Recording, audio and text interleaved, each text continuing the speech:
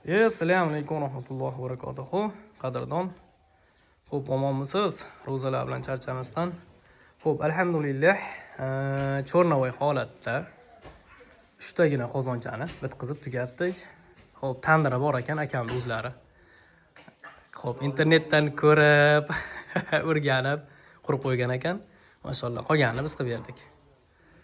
Xo'p, mana shu holat qadrdon. 3 ta qozon 125, 30 hamda 80 litr. Deta 3,5 metr joyga joy bo'ldi. Oddiygina, soddagina, inshaalloh kafirlar yopishtirsa, bu ham juda go'zal holatga keladi. Xo'p, sinov jarayonini o'tkazamiz qadrdon. Olavering Jasur aka.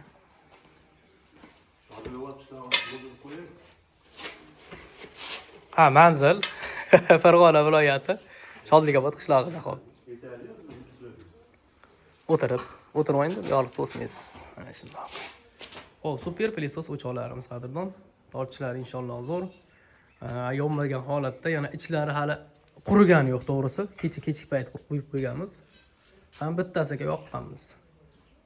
Shu holatda mana eshikni yopib ketasa bir qara. O'tiring keyinsa.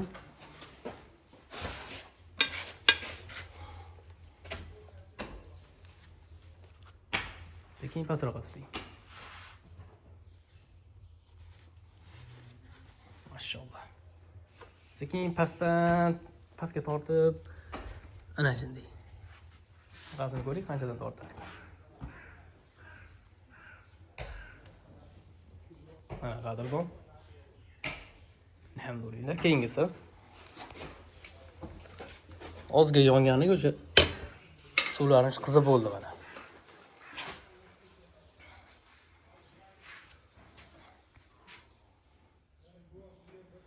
Yonmagan holatida. Xo'p, sog' bo'ling, salomat bo'ling, qadrdon, Alloh panohiga bo'ling. Inshaalloh siznikida ko'rishaylik. Vaqtingizga rozi bo'ling.